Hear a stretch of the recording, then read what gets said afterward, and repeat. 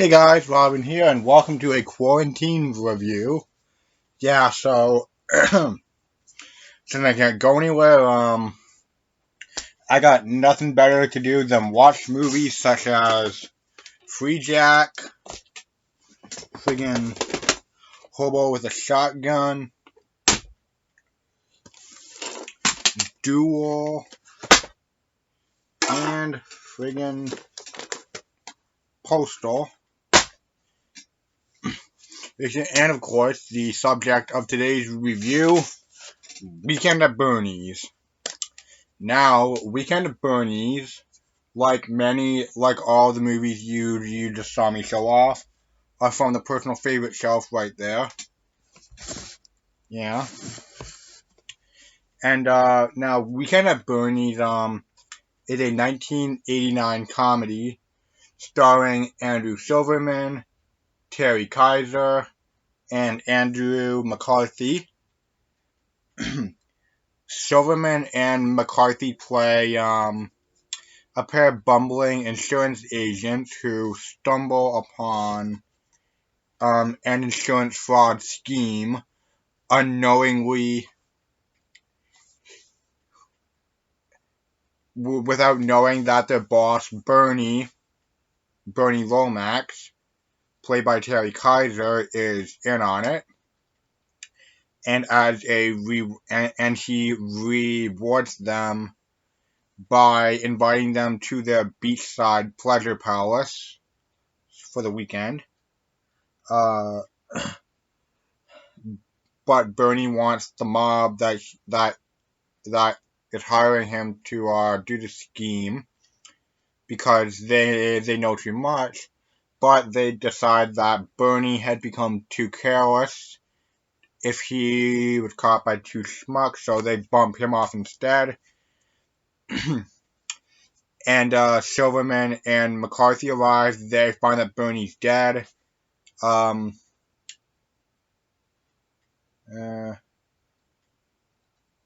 uh, now, Silverman wants to call the cops, but McCarthy wants to enjoy the weekend.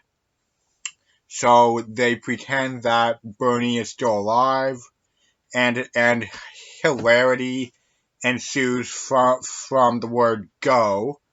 And yeah, now this is like one of the funniest comedies that I've seen. In fact, yeah, this is one of my favorite comedies ever made. Now, it's just like it's a dark comedy. It's just like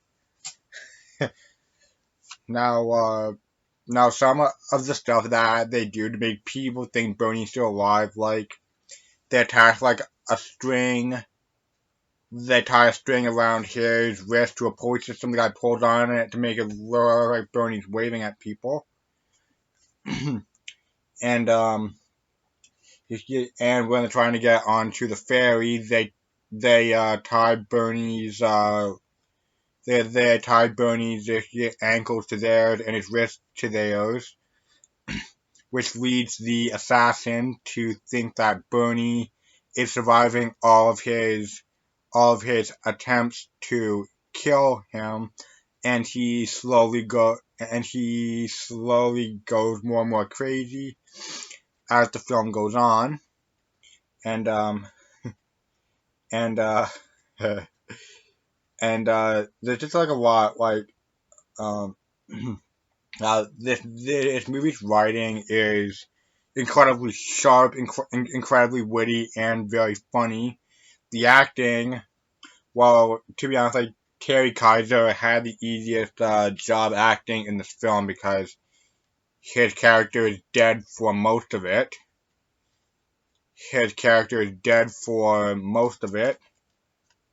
And I'm really sorry that you cannot see the friggin' picture very well because the stupid glare from the friggin' sun is friggin' screwing with it, and my laptop's camera quality is absolute shit. Anyways, I think like some of my favorite scenes in Weekend at Bernie's is when they have Bernie in a wagon and they're like rolling him down to to this little golf cart thing, and and and Bernie's head is bonking every piece of wood on the way down. And there's also like a funny bit where they attempt to get off the island in Bernie's speedboat, and Bernie's and the rope that they use to like tie Bernie's wrist um out his back it catches on part of the convertible top of the boat. So when they're trying to start the boat, this the cover over the convertible top starts going up, and Bernie starts going up with it, making it look like he's standing up. And so Vince sees it like and then also later on, they're like right closely driving the boat, and Bernie falls overboard, and they don't notice until Bernie starts conking his head on every single one of the channel markers, which is freaking hilarious. Now I saw this movie with my sister one time. I can't remember. I don't remember a whole lot because we watched the movie together like years and years ago. But I remember her like when we were watching the scene where Bernie's hitting his head on the channel markers. She was like, his head should be in pieces. Like, speaking of which, this movie does ignore like a lot of facts about corpses and such. Like it kind of alludes like it like it almost doesn't like the only allusion to decaying is one scene where McCarthy like swats a fly that's on Bernie's head. And yeah. Now shortly after Bernie dies, like a crap ton of people show up, and they're so vain, snobby, and self-centered that they don't even realize that Bernie's dead. There's this one guy. There's this one guy that's trying to buy Bernie's Porsche, which is a '73 Porsche. I think it's a convertible, but we don't really see that many. We don't see Bernie's Porsche very often. But at first he's like at 30,000. Bernie doesn't respond because he's dead, and then the offer goes to 40,000, then 45,000 plus free tennis lessons. The guy's like, keep the piece of shit. But then McCarthy and Silverman are carrying Bernie, and the guy's like, final offer, 50,000, and Bernie's head kind of plumps forward, and the guy's like, yes, I knew you, and the guy's like, yes, I knew you had sense in you. Yeah, which, which is like pretty funny. Now I do highly recommend this movie. Like the humor's like nonstop, like joke, joke, joke, joke, joke. Um, Now, this movie had like a $15 million budget, and it made double that at the box office, and plus it's kind of like a cult hit. Um, Now, yes, this is one of my favorite comedies. I highly, highly recommend this one. Like, like, if you're bored during the pandemic, give Weekend at Bernie's a watch and just laugh your ass off. Um, God, anything else to talk about this film? Oh yeah, Terry Carter was also in one of the Friday the 13th movies. I think he was in the eighth one where he plays a psychiatrist or something.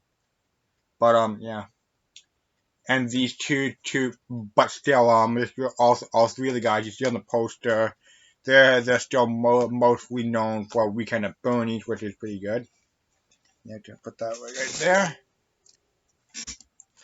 And but as for the sequel, Weekend at Bernie's 2, well, the less said about that, the better. So, thank you all for watching this quarantine Weekend at Bernie's review. And I will see you all soon in the near future. Peace.